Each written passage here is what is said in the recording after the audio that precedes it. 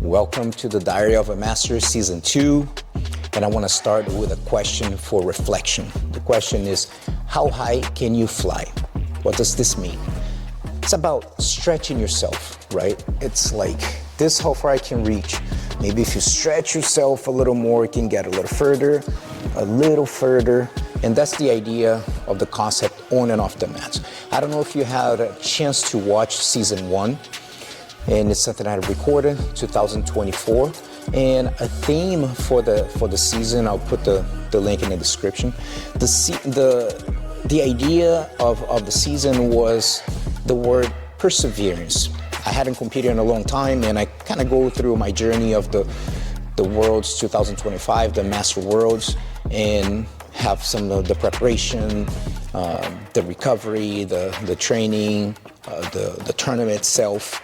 So I'll have the link for that. So I don't want to get too much into the Season 1. So the Season 2, I decided to say, you know what, I'm going to do it again. I'm gonna record and document it again. And I will have a few episodes. So the theme of this one is, how high can you fly? Where did I get this idea from? Last year, 2024, I turned 50. And when I turned 40 years old, I actually came with the idea of the how high can you fly, and I decided that maybe I had my 40-year-old crisis, I don't know, but I decided that, you know what, I want to qualify to compete at the adult worlds, so the year that I was turning 40. And that was my how high can I fly? Can I actually reach? How far can I go? Of course, very aware that 40 years old, not really in the peak of my competition career. Of course, the chances of me winning were very slim to none, basically. And I just want to see, can I at least hang with them? Can I qualify? Can I compete? So I went through my journey. That's something that I share, the story and the journey on my book as well, The Inner Discovery for Outer Success. So this time I thought about bringing that again. I used the how high can I fly in different moments, and I decided, you know what, I want to see what I can do now that I just turned 50. I decided to do a new one. And during this process, the idea is to inspire you to start your own how high can you fly project, on and off the mat, but see, like, hey, let me put a goal that I can really stretch myself and get a little out of my comfort zone. So this is the idea for this one. We're starting right now. This is being recorded a week away from the Europeans, the first tournament of the year for the ibjjf, the Grand Slam, which includes 4 tournaments: Europeans, Pans, Brazilian Nationals, and Master Worlds. And that's my plan for my how high can I fly? Like, how far can I go? Can I compete? First of all, will my body be able to handle for these 4 tournaments? It's going to be it's being basically a 9-month, it will be a 9-month commitment that I started training for this. The preparation really started at the end of November, beginning of December, and it's going to end at the end of August. Everything going well, my body hanging, and this is something that I talked about in the Season 1. That was my struggle, issues with injuries and mainly my neck, and I had a stem cell therapy with New Hope regeneration, and that's what really got me back on the mats. And this time, actually, about close to 2 months ago, I did my second therapy with New Hope, and I feel like, you know, it's starting to really help. My neck is getting a little looser because I have different injuries on my neck, and so I'm excited to do that. So I'm going to be documenting a little bit of this first challenge, the European, a little bit of the end of training, and put the footage of the competition, and hopefully inspire you to start your own How High Can You Fly project. I hope you enjoy, and I hope you get inspired by this mission, and stick around and let's see what I can do this year.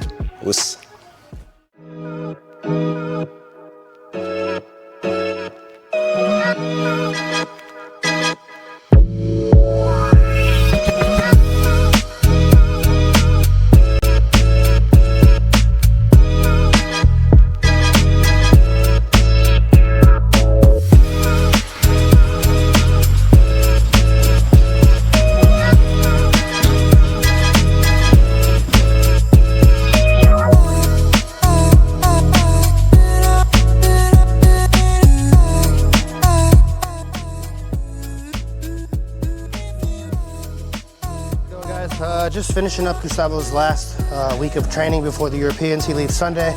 It's Thursday, so we're kind of pushing him a little bit hard today, knowing that he's not going to train next week. But the last, I would say, month or so, he's been super consistent, 4 times a week, and then also training on Sundays and lifting, and all his diet, his preparation with his body has been really good. So I feel like he's going into the tournament like the best he can, and we expect a good result.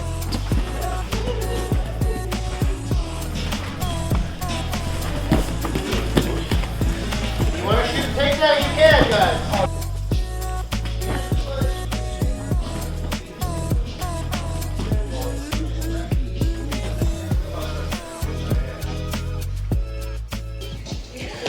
So probably, I don't know if by the time this video is being released or not, but I'm about to release my newest book. It's Inner Discovery for Outer Success. So it's 10 rules to integrate authenticity and performance in jiu-jitsu and beyond. And it's 10 rules basically from the moment you think about competing. This is for beginner seasoned competitors, but it's from the moment that you decide you want to compete and from the moment you walk off the mat after the tournament. So 10 rules that all related to that, right? And the last 3 chapters is how we integrate these concepts, these rules off the mat. But the reason why I'm saying this, the rule number 7, it's called for each level there's a new devil, meaning every time you accept new challenge in your life and you want to like step up, it will comes with more difficulties and more devils, right? Internal and external devils. So competing internationally, it can definitely be one of them. If you decide to do so, what is, besides so many things that involve the logistics, expenses, and so forth, but one thing that sometimes people don't take consideration is time difference. And that can really mess with the sleep, can really mess with your performance overall. It really can. Depending, sometimes could be a small 2-hour difference, 3, it can definitely mess it up, or it can be more. So today we're doing this year is the 10 a.m. class, our advanced class that Josh teaches, and I had the gym because I'm going to be competing 11:50 a.m. in Lisbon, and it's 4:50 a.m. in Arizona. So I just been waking up earlier. Today I did my strength and conditioning session at 5. So it's around the time that I'm going to compete, just kind of getting my body used to it. It's damage control, there's so much that I can do. And got some food, came back, do the session, and then I do the recovery, something that I showed part of the first season, going to Unfair Advantage, doing the cold plunge, the sauna, physical therapy with control, and also all that. And it's something that, again, if you're really trying to push your limits, you're really trying to do that, how high can you fly? It's really try to get like, hey, what kind of resources can I use it? So I have my nutritionist, Fiona, she does a great job. It really helped me get into my weight. Italo Villar, who is the best coaches in the world for jiu-jitsu and martial arts. Have a chiropractor too, Eric Brewer, and massage therapist. So it's a big team to make all this happen and help me to see how high can I fly with this project, and hopefully you can be already thinking about your how high can you fly project. Getting time to board. Usually I don't like to film stuff in the airport or anything like that, but just kind of showing the process. So I'm going to London first, and then from there go to Lisbon. Already had my last meal, meaning I'm not gonna eat anything that they give on a flight, so I packed everything that I can actually eat and try to get some rest, try to get my time going too. As soon as I get in the plane, I want to try to sleep and put my alarm clock for the time that I want to wake up while I'm there in Europe. So hopefully the time that I've been waking up earlier will pay off, so I can adjust easier. So see you there. All right, so this is what I have for the trip. Got some rice cakes, tuna,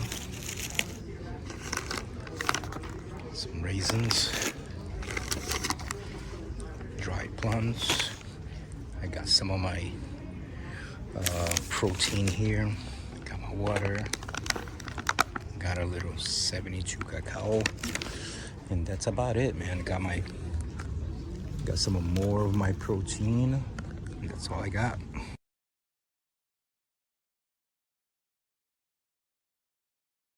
Back in Lisbon, just waiting for my ride. My brother's gonna come here and pick me up. That's a cool thing too. That my brother lives in Lisbon. He's been living for like 7 or 8 years. So usually I come here, but it's actually the first time I'm coming to Lisbon to meet people. So I'm excited about it. Long trip. Flight took a little longer from London to Portugal. Stuck there for like 2 hours inside the flight, but I'm here, safe, and I'm excited to see my brother, see my niece, and get some rest, break some sweat tomorrow, and let's go.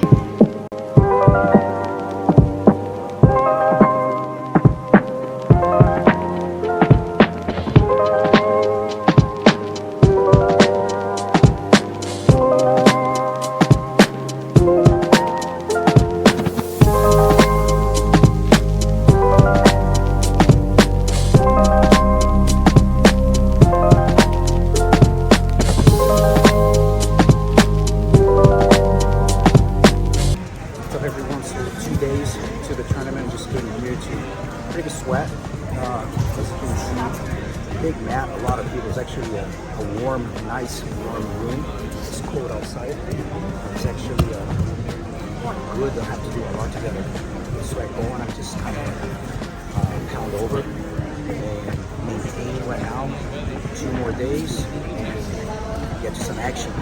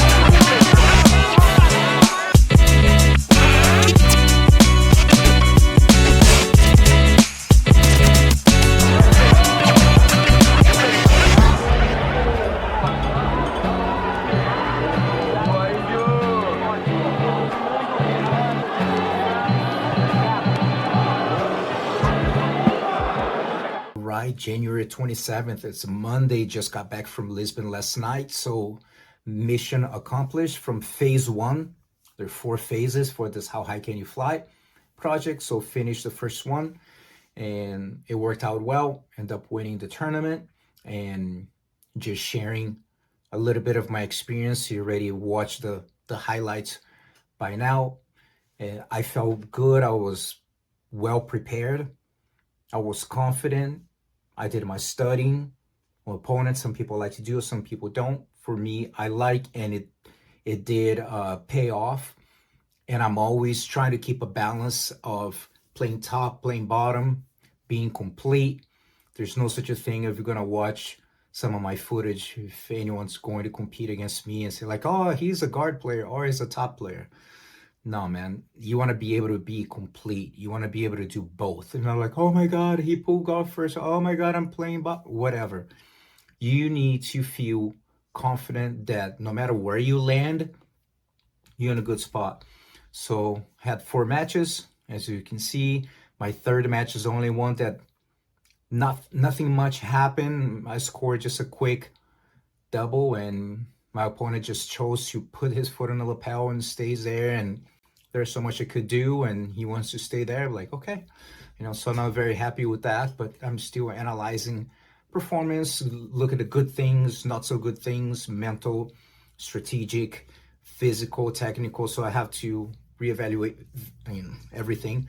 And I was very happy, mentally speaking. I did work very hard on that, on making adjustments that I felt that I think I failed at the Master Worlds. So every tournament, you will have a very unique experience, and there will be so many things for you to learn from, right?